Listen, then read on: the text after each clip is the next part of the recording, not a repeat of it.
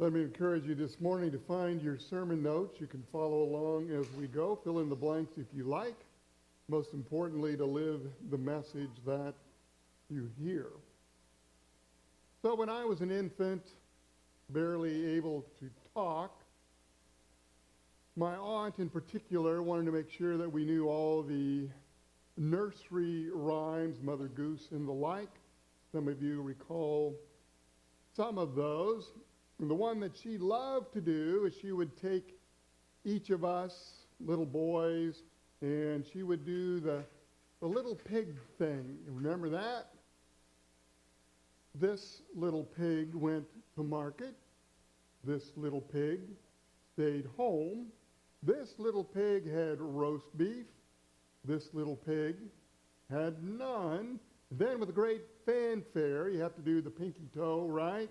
And this little pig went, wee, wee, wee. See, you remember that kind of thing? I'm convinced that today that little nursery rhyme would not work. I don't think kids understand it at all, would they? I mean, all the little pigs go to market these days, right? Nobody stays home. And all those little pigs, they can get roast beef or tofu bean sprout or acacia juice or one of those green protein shakes or whatever else they want. And nobody, at least voluntarily, is deprived of almost anything. And everyone says, we, because no one wants to be apart from the crowd. Now, I know that's kind of silly, but I wanted to make a point this morning. If you take a look here at your notes, would you agree with me that it's a lonely business to be out of step with the crowd? Everyone wants to fit in, and I get it. We want to be a part of the group. And so many a person, even Christians, will throw away their ideas, their ideals, and their values just to fit in. It's so much more comfortable when you have that security of not having any deeper conversation than how the Cubs are doing or not. It feels good that you don't have to get into politics, because these days there's more division and more polarization probably than about any other time in history. And so if you stand out in any way at all, if you are different from the crowd, there are likely to be consequences. And so it's important that we remind our children, we remind ourselves, that these are not just stories in the Bible. This is fact. There were 3 men long ago in the land of Babylon, 3 Hebrews. Their names were Hananiah, Mishael, and Azariah. Now that's not in your notes. Go back and read the rest of the book of Daniel, and you'll get their Hebrew names. We know them by their Babylonian names. They changed their names in order so that they would forget where they came from. They would forget their values, and they would forget their God. So their names Shadrach, Meshach, and Abednego. The story of 3 underdogs. That's what we're doing this summer. Stories of underdogs, true stories from the Bible. These guys didn't mind being different. They dressed differently, they ate differently, and of course they worshiped different gods. All of this even in the face of death. We know the story very well. Some of you, I wish I had a video of the Veggie Tales, Rack, Shack, and Benny. Some of you go back and watch that.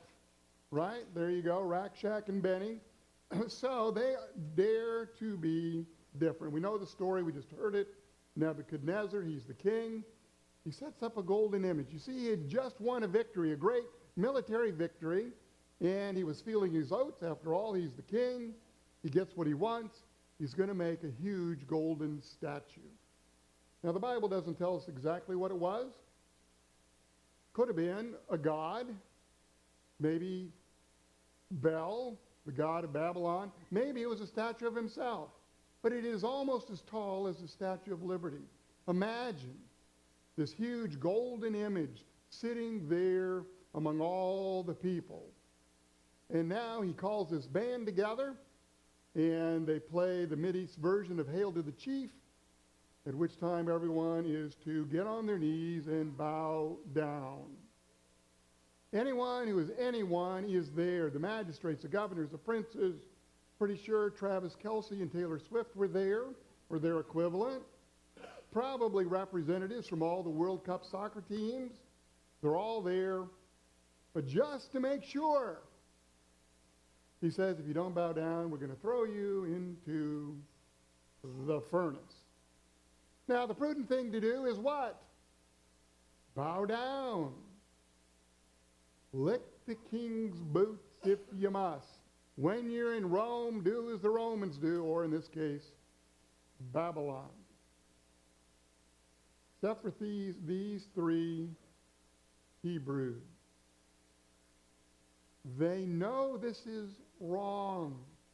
Whether it's the god Bel, or Nebuchadnezzar, or Mickey Mouse. It's wrong. There is one God, Yahweh, and he has commanded that there shall be no graven image. Nebuchadnezzar is so mad. It says that he has a tremendous rage, and he stokes up the flame 7 times hotter. And he sneers at these three. Who is the God who will deliver you from my hand? And that's the question for you. Because this is a timeless story. Not just for thousands of years ago, but for this time and this culture. And we need to ask the question, who is the God? When you are faced with doing what you know is wrong.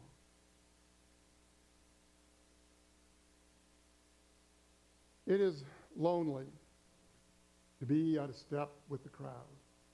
And many people today, including Christians, feel isolated and alone. And because of that, we tend to band together with like-minded people. All across America, really all across the world today, there are these social identity groups.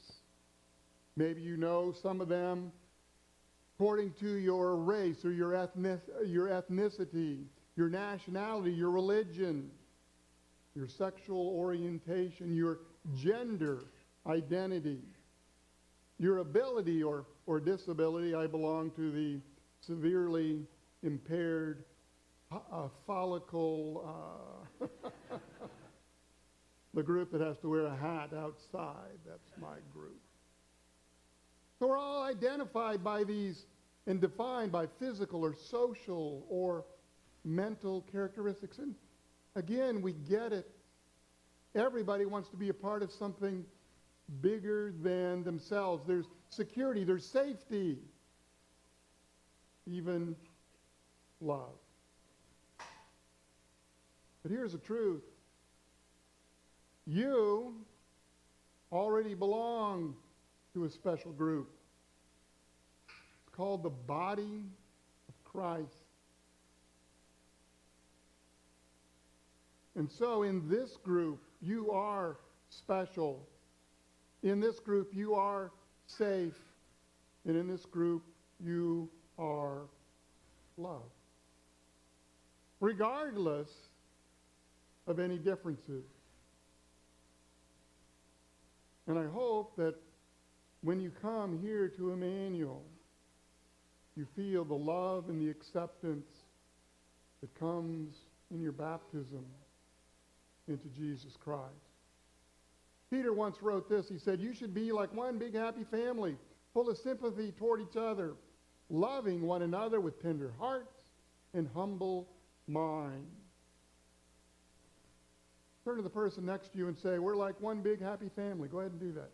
We are like one big happy family because we're baptized into Jesus Christ. And this is the bond that bridges that chasm of any differences that we might have. So again, I urge you to be right here at Emmanuel every single week. To be greeted with love and acceptance. And somebody has to eat the donuts too, so by the way. Now, it takes real courage these days to be a Christian. Can you agree with me that it's not easy to be a Christian? I mean, it's easier to be out there, to fit in with everyone else, to go with the herd, be the lemming. Jesus made that plain. Now here it was, the night that he is arrested, and he knows that very soon he'll be going to his death. And this is what he says to his little band of friends. He said, if the world hates you, keep in mind that it hated me first. And if they persecuted me, they will persecute you also. Sometimes we have this idea that as Christians, and we heard in the children's message, that we're safe and we're secure because God holds the leash. And we are eternally. Remember the men in the fiery furnace? They said God's going to protect us. But even if he doesn't, and don't forget that part, even if he doesn't, because we all know of Christians who have gone to martyrdom, where God in his providence decided that this was not the time to protect them from physical harm. But what he does promise is that he will always protect you from spiritual harm and eternal fire. And so if you are a Christian, and I hope that we all are, you must possess the courage to be different. As a Christian, you do not have average ideas. You do not have average values or ideals or morals. Those Hebrews had a different moral standard than the Babylonians. There is a different moral standard in the Bible, and you and I are bound to obey it. There is this granite firmness, and we call them the Ten Commandments. They're very clear. Thou shalt not have other gods. Thou shalt not make graven images. Remember the Sabbath day. Honor your father and mother in all the way through. And that is what binds us together as the people of God. We will never belong to the cult of the ordinary, which the world follows. We have a different identity, having been baptized into Christ. But as strong as this moral bond is, there's an even greater bond between all of us.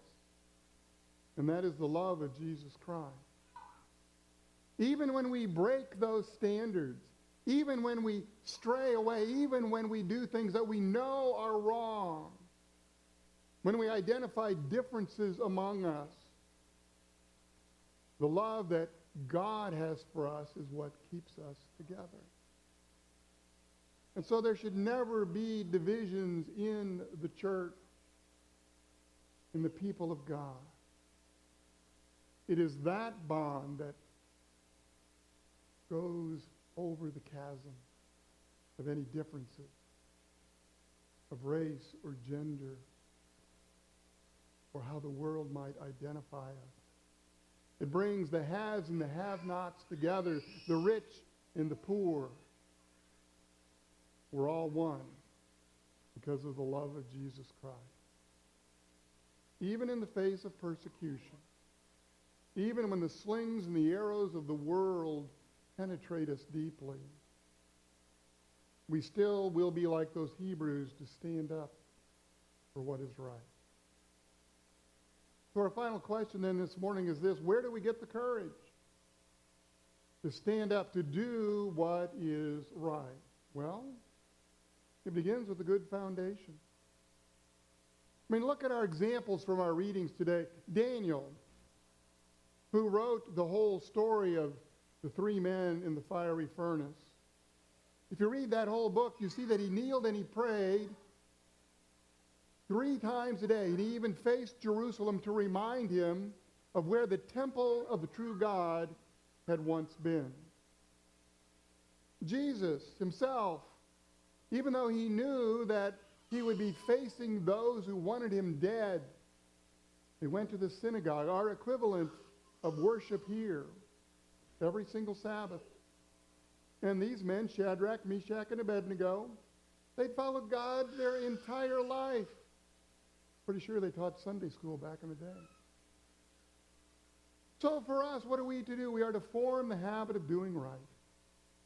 See, this is how it works. When you form the habit of doing right, it becomes easier to say no to temptation, to what we know is wrong.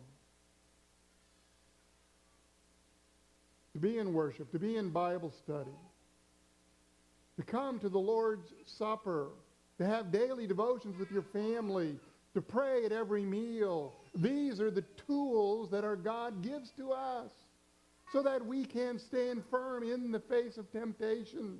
When the world is all going like those lemmings off the cliff, we can say no. So form the habit of doing right. Exactly what the 3 men did. Even though they were facing what everyone else saw as certain death, even if their God would not protect them, they readily went into the furnace. And then we had the end of the story. Here's King Nebuchadnezzar.